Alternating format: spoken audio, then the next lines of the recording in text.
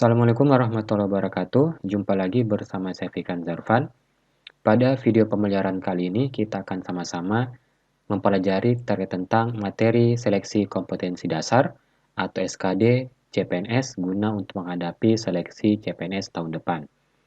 Jadi pada video kali ini kita akan memfokuskan pada bagian tes kemampuan numerik, terkhusus pada bagian pertama yakni materi hitung cepat.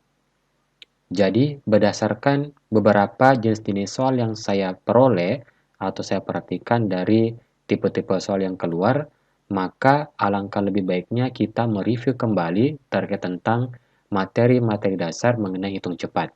Oke, oleh karena itu langsung saja kita masuk pada bagian materi yang pertama. Jadi teman-teman sekalian, kita semua itu seringkali merasa tertipu atau terkecoh mengenai bagaimana cara melakukan operasi perhitungan, penjumlahan, pengurangan, pembagian, ataupun perkalian.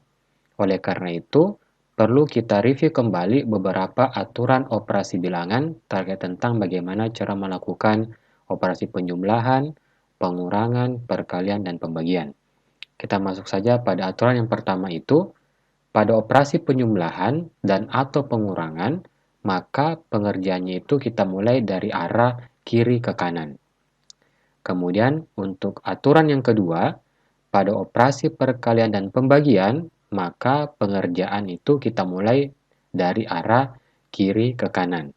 Selanjutnya untuk aturan yang ketiga, pada operasi campuran, artinya itu dalam satu soal terdapat operasi penjumlahan dengan pengurangan dan perkalian, ataupun hanya perkalian saja dengan pembagian dan lain sebagainya, pokoknya saling tercampur antara operasi penjumlahan, pengurangan, perkalian, dan pembagian.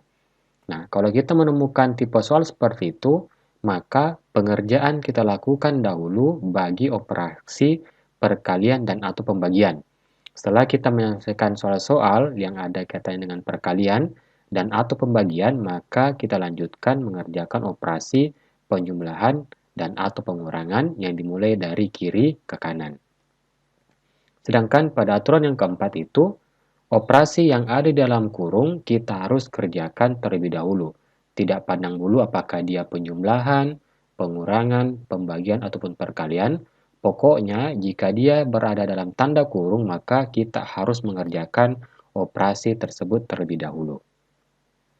Selanjutnya, berdasarkan tipe-tipe soal yang saya lihat juga itu muncul perhitungan bagaimana menyelesaikan soal-soal dalam bentuk persentase atau persen.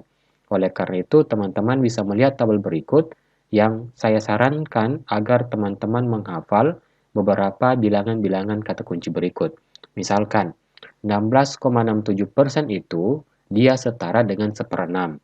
Adapun 3/8 dia setara dengan 37,5%. Kemudian kita lihat di sini bahwa 83,33% itu dia setara dengan 5/6.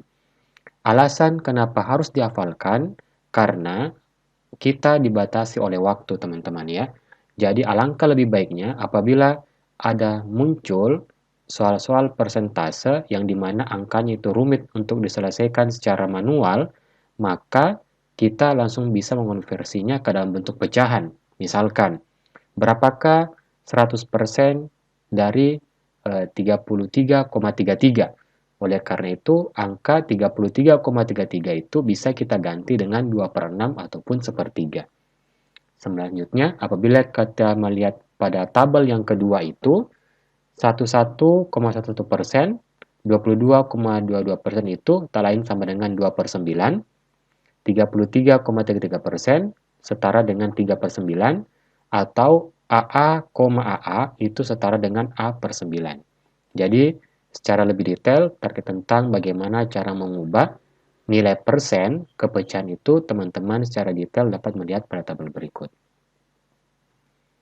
Kemudian, materi yang ketiga yang perlu teman-teman kuasai guna untuk memuluskan penyelesaian soal terkait tentang hitung cepat, yakni adalah operasi pangkat. Jadi operasi pangkat itu erat kaitannya dengan bagaimana menyelesaikan soal-soal dalam bentuk aljabar atau menyederhanakan suatu operasi. Oleh karena itu, kita lihat untuk operasi pangkat yang pertama. A pangkat 0 itu, dia pasti akan selalu bernilai sama dengan 1.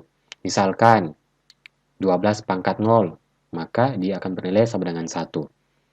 Aturan yang kedua, seper A pangkat N itu nilainya sama saja dengan A pangkat minus N. Sebagai contoh, 1 dibagi 5 pangkat 2 itu sama saja dengan 5 pangkat minus 2. Aturan yang ketiga, dalam kurung A kali B pangkat N itu sama saja dengan A pangkat N dikalikan dengan B pangkat N. Kemudian A per B pangkat N itu sama saja dengan A pangkat N dibagi dengan B pangkat N. Kemudian A pangkat N dikali A pangkat M itu sama saja dengan A berpangkat M ditambah dengan N. Adapun untuk pembagian, A pangkat N dibagi dengan A pangkat M itu sama dengan A pangkat N dikurangi dengan M-nya. Jadi untuk dua contoh terakhir ini, maka teman-teman harus perhatikan bahwa orde A-nya itu harus sama antara berpangkat N dan berpangkat M. Baru kedua aturan ini berlaku. Tapi apabila A-nya tidak sama, maka kita perlu menyamakannya terlebih dahulu. Yakni pangkatnya kita harus samakan, teman-teman ya. Kemudian A pangkat M dipangkat N kan, maka itu sama saja dengan A pangkat M dikalikan dengan N. Selanjutnya, akar N dari A pangkat M itu sama saja dengan A pangkat M dibagikan dengan N. Dan bentuk terakhir itu, teman-teman bisa lihat penjelasannya sebagai berikut. Kalau begitu, sekian informasi singkat mengenai 3 materi dasar yang harus teman-teman kuasai agar memudahkan langkah teman-teman sekalian guna menyelesaikan soal-soal terkait tentang materi hitung cepat. Kalau begitu, sekian dari saya. Saya mohon maaf apabila ada salah kata.